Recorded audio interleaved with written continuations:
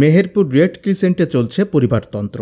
অনিয়ম ও দুর্নীতির অভিযোগ নিয়ে জাতীয় দৈনিক জবাবদিহি পত্রিকায় একটি প্রতিবেদন প্রকাশিত হওয়ার পর রেড ক্রিসেন্ট সোসাইটি মেহেরপুর ইউনিটের ওয়্যারহাউস থেকে বিভিন্ন মালামাল জব্দ করা হয়েছে। সোমবার বিকেলে জেলা প্রশাসনের তত্ত্বাবধানে বৈষম্য বিরোধী ছাত্র আন্দোলনের প্রতিনিধিরা এসব মালামাল জব্দ করেন।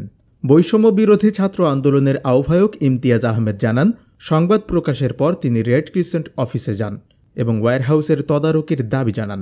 সেখানে দেখা যায় 2021 সালে করোনাকালে ব্যবহারের জন্য রাখা অক্সিজেন মেশিন এখনও অব্যবহৃত অবস্থায় পড়ে আছে।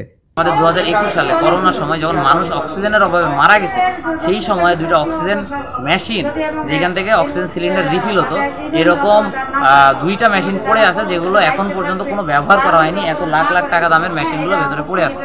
আমার জানা মতে মেহেরপুর অক্সিজেন ক্যারিয়ার যতগুলো পাঠানোর কথা, অক্সিজেন সিলিন্ডারও ততগুলো দেয়। আমি এখানে দেখলাম যে অক্সিজেন ক্যারিয়ার আছে 5টা, কিন্তু অক্সিজেন সিলিন্ডার আছে 2টা, আর 3টা অক্সিজেন সিলিন্ডার আমি এখন পর্যন্ত পাইনি। তারপর আমি দেখি যে করোনার সময় যে হেক্সিজল, যেগুলো মানুষের কাছে দিয়ে দেওয়ার কথা, সেই হেক্সিজল, প্রচুর পরিমাণে হেক্সিজল এখানে পড়ে আছে। এক জায়গায় বড় হেক্সিজলগুলো প্রায় 48 থেকে 50 পিস এখন পড়ে আছে। এই যে হেক্সিজল যেটার কথা বললাম, এটা ডেট ওভার ডেট চলে গেছে, এখন পর্যন্ত এটা তারা বিতরণ করেন।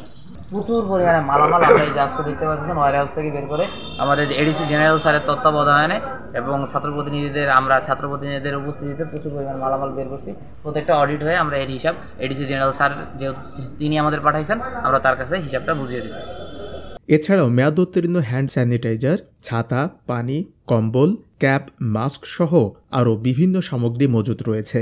অভিযোগ করা হয় এসব সামগ্রী বিতরণ না করে মজুত রাখা হয়েছে এবং সদস্যরা ওয়্যারহাউসের অবস্থা জানতে চাইলে তাদের সঙ্গে দুর্ব্যবহার করা হয়। তদন্তে জানা যায়, সাম্প্রতিক সময়ে বিতরণ করা পানির জন্য স্বেচ্ছাসেবকদের জনপ্রতি 500 টাকা দেওয়ার কথা থাকলেও তাদের মাত্র 100 টাকা প্রদান করা হয়েছে। বাকি অর্থের কোনো হিসাব দেওয়া হয়নি।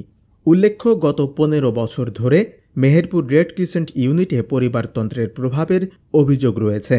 এক পরিবারের সদস্যদের নেতৃত্বাধীন এই কমিটির বিরুদ্ধে বিভিন্ন অনিয়ম, অনুদানের অর্থ আত্মসাৎ এবং সদস্যদের বাদ দিয়ে আত্মীয় স্বজনের প্রশিক্ষণ ও কার্যক্রমে অন্তর্ভুক্ত করার মতো গুরুতর অভিযোগ উঠেছে।